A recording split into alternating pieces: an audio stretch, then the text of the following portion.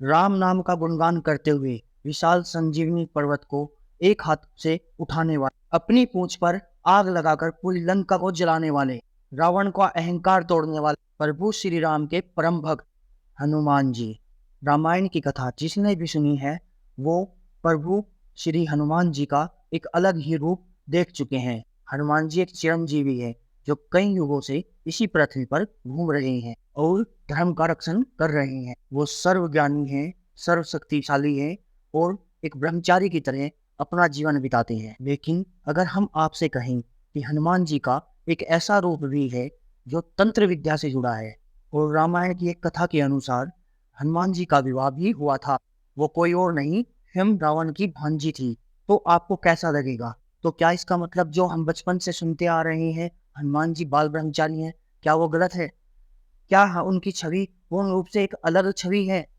इन सभी सवालों के जवाब हनुमान जी से जुड़ी ऐसी कहानियों में छिपे हुए हैं जिन्हें आज भी शायद बहुत कम लोग जानते हैं। सदियों से रामायण के कई अलग अलग वर्जन हमारे सामने आते रहते हैं। इनमें से एक वर्जन के अनुसार हनुमान जी कभी ब्रह्मचारी थे ही नहीं और उनका विवाह रावण की भांजी से हुआ था। विमल सूरी के लिखे रामायण के जैन वर्जन पद्मासुरी के अनुसार हनुमान जी एक विद्याधर यानी के सुपर नेचुरल ह्यूमन बीइंग थे। इनका विवाह रावण की बहन चंद्रनका की बेटी से हुआ था। चंद्रनका का पति धनुषुना भी एक भयंकर राक्षस था जिसकी मृत्यु भगवान श्री राम के हाथों से हुई थी और कहते हैं कि इसी वजह से हनुमान जी अपने श्री आराध्य प्रभु श्री राम से नाराज भी हो गए थे। लेकिन फिर सच्चाई का साथ देते हुए वो श्री राम के कहने पर माँ सीता से मिलने लंका गए, जहां उन्होंने अपनी पत्नी के मामा रावण को बहुत समझाने की कोशिश की और उनसे कहा कि वह सीता माता को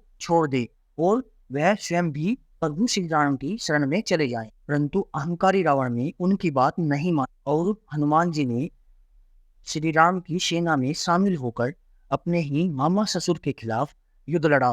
5 दिशाओं में देख रहे 5 चेहरे, 15 आंख, 10 भुजाएं और हर एक भुजा में एक अलग हथियार, अपने पैरों के नीचे असुरों को रेंगते हुए पंचमुखी हनुमान जी।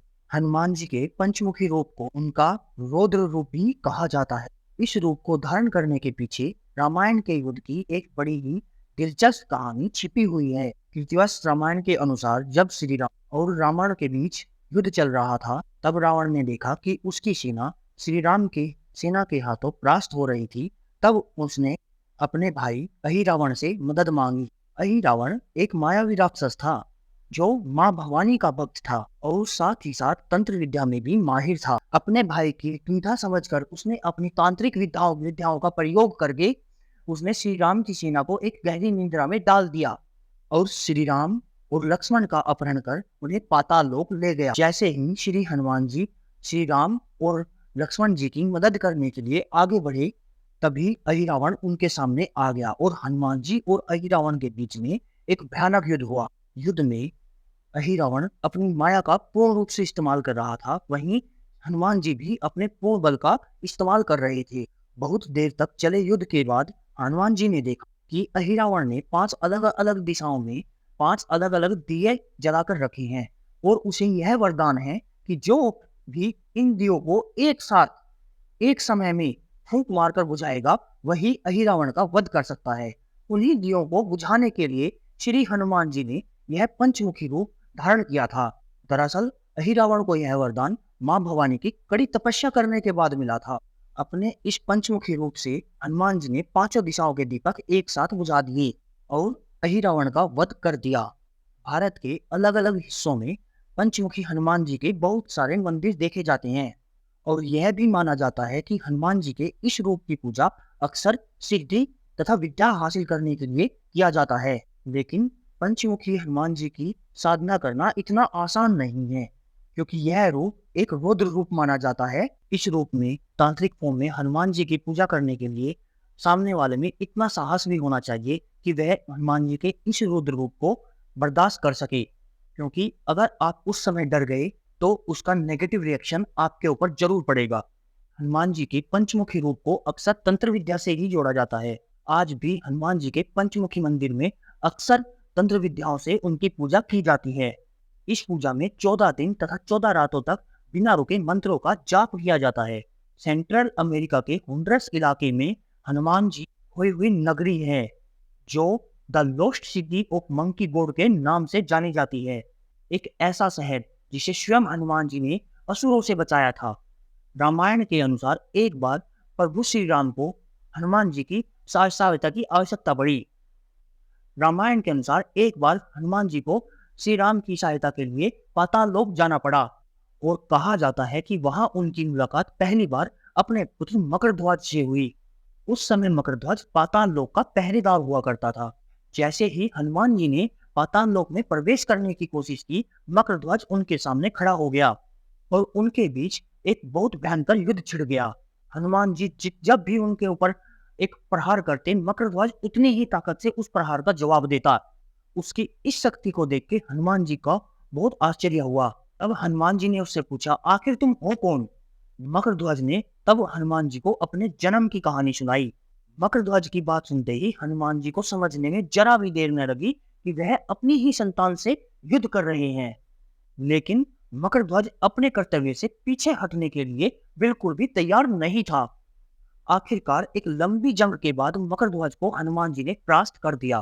भागवतम रामायण के युद्ध कांड में हनुमान जी और मकरध्वज के इस मुलाकात के बारे में पूर्ण रूप से बताया गया है।